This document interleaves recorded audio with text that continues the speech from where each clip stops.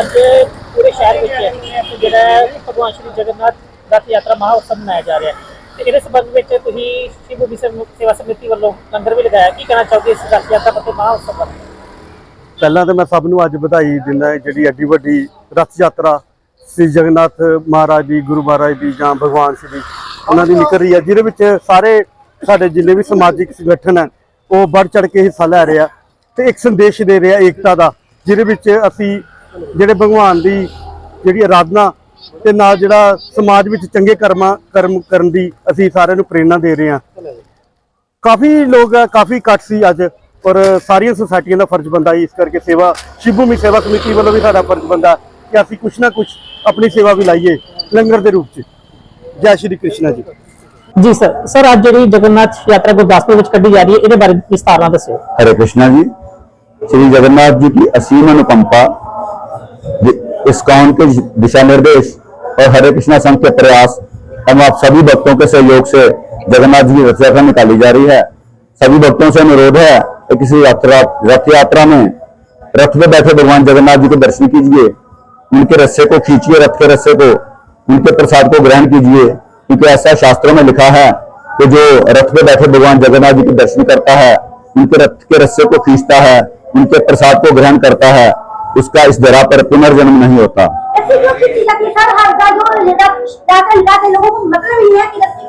रस्सी इसलिए खींची जाती है कि जगन्नाथ जी जब चले गए थे वहां तो वृंदावन की सखियां रस्सी खींच के रथ यात्रा से उनको अपनी ओर खींचते थे, आप वापस वृंदावन आइए।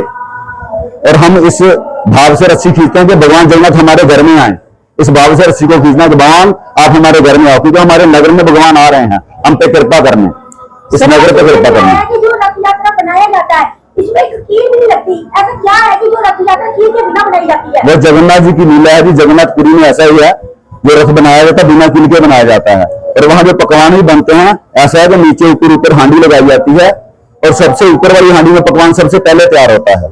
सर हम देख रहे हैं कि संगठन में बहुत उत्साह है और बहुत दूर दूर से लोग आए हुए हैं। बिल्कुल जी, भारत के कोने कोने से विदेशों से भी संत आए हुए हैं। और इस बार विशेषता रथ पे फूल बंगले का योग किया गया। वैसे वृंदावन में फूल बंगला बनता है, इस बार गुरदासपुर में पहली बार फूल बंगला बनाया जा रहा है।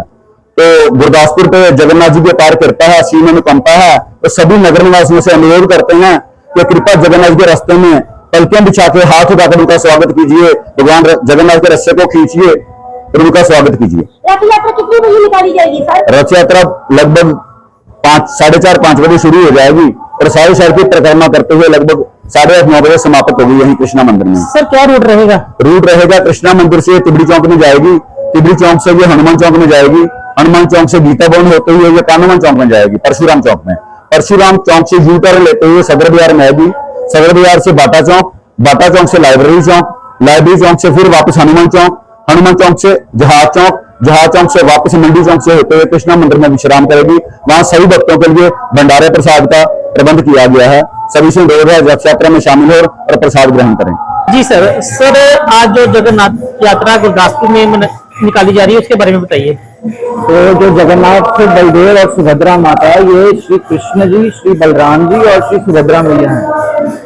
तो जो वृंदावन लीला में जो कृष्ण है वो जगन्नाथ है, और जो ब्रज लीला में या वृंदावन लीला में जो बलदेव जी हैं, जो बलराम जी हैं वे बलदेव हैं, और जो उनकी बहन है ब्रज लीला में वो सुभद्रा है, और उन्हीं का नाम भी यहाँ पे सुभद्रा ही है। तो क्या होता है कि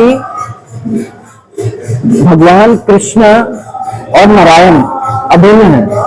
तो जो कृष्ण है वो नारायण स्वरूप में, नारायण स्वरूप मतलब अपना ऐश्वर्य स्वरूप जिसमें दास बनकर सेवा की जाती है उनकी, इस स्वरूप में भगवान श्री जगन्नाथ बंगले में, जो कि पुरी में है, जगन्नाथ मंदिर के नाम से प्रसिद्ध है, वहां पे विराजमान रहते हैं। वहां पे उनकी ऐश्वर्य भाव से सेवा होती है, बड़ी जैसे राजा की ठाट बाट से सेवा होती है, राजा को कभी बड़ा मानते हैं, अपने आप को छोटा मानते हैं, वैसे उनकी सेवा होती है। और साथ में लक्ष्मी जी उनकी सेवा करती है वहां पे, जैसे नारायण की सेवा लक्ष्मी जी करती हैं, वैसे वहां पे उनकी सेवा लक्ष्मी जी द्वारा होती है। तो साल में एक बार क्या होता है, भगवान का मन करता है कि मैं, जो मेरे प्रेमी भक्त हैं, जहाँ पे ऐश्वर्य का भाव नहीं है, केवल मधुरता का भाव है, जो कि वृंदावन है, मैं एक साल में एक बार कुछ दिन वहां पे जाऊं। जो कि उनकी जहाँ पे उनकी मैया है, यशोदा जी हैं, नंद बाबा हैं, ग्वाल बाल हैं, गोपियां हैं और श्रीमती राधा रानी है।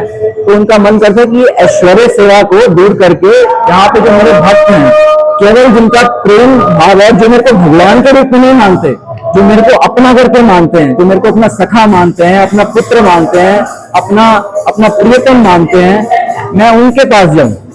तो भगवान साल में एक बार जगन्नाथपुरी मंदिर यहाँ वैकुंठ से वृंदावन जाते हैं। तो क्या होता है कि जब कुरुक्षेत्र में कृष्ण लीला के समय, जब कृष्ण पहले वृंदावन में रहे, पहले अप्रोक्सीमेटली 15 साल, फिर उसके बाद वे द्वारका में रहे, मथुरा में रहे और फिर वे द्वारका गए।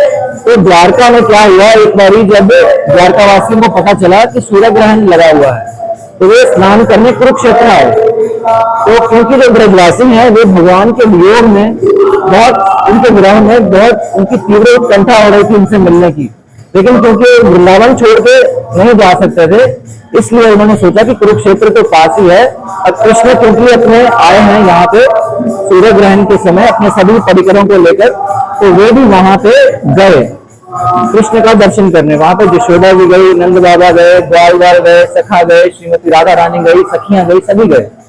तो फिर क्या हुआ कि वहां पे जब उन्होंने भगवान का ऐश्वर्य स्वरूप देखा कि ये तो राजा के रूप में है, तो उनको वो अच्छा नहीं लगा। उनको तो वही स्वरूप भाता था जो कि मोर पंख लिए हुए और बांसुरी बजाते हुए, जहाँ पे भगवान नंगे पैर चल रहे हैं, जमुना जी की बालू है और सुंदर कुंज निकुंजे हैं। इस प्रकार उनको वो भगवान का ठाठ बाट वाला जो स्वरूप है वो अच्छा नहीं लगा। तो उन्होंने क्या किया, उन्होंने भगवान को रथ पे बिठाया और जो रथ के घोड़ों के रस्से थे वो खोल दिए और खुद भगवान के रस्सों को, जो रथ के रस्से थे, उनको खींचने लगे, हाँकने लगे और उनको वहां से कुरुक्षेत्र से वृंदावन लेके जाने लगे। तो रथ यात्रा का ये भाव है कि भगवान को हम कुरुक्षेत्र से या ऐश्वर्य स्वरूप को दूर करके भगवान को, उनको एक प्रेमी स्वरूप अपने हृदय में बसाकर उनको हम वृंदावन में ले जा रहे हैं। जो वृंदावन मतलब हमारा हृदय, जो कि परम परम शुद्ध होना चाहिए यदि कोई भगवान की प्रेम से सेवा करना चाहता है। तो इस प्रकार उन्होंने इसे खोल दिए और चाहते थे कि ये भगवान हमारे उसी वृंदावन में आए जहाँ इनका ऐश्वर्य स्वरूप नहीं है, जहाँ इनका राजा का स्वरूप नहीं है, जहाँ इनको हम अपना करके मान सकते हैं। तो रथ यात्रा का जो सबसे गूढ़तम भाव है वो ये है। ये बताइएगा जो 56 भोग है, वो 56 भोग का लोगों को नहीं मालूम पता लगता। 56 भोग भगवान जी को लगाया जाता है, वो प्रसाद बाद में खा जाते हैं। 56 भोग किस चीज का लगता है? तो जो 56 भोग हैं, तो ऐसा बताया जाता है कि 56 भोग और 36 व्यंजन बिना तुलसी प्रभु एक नहीं मानी।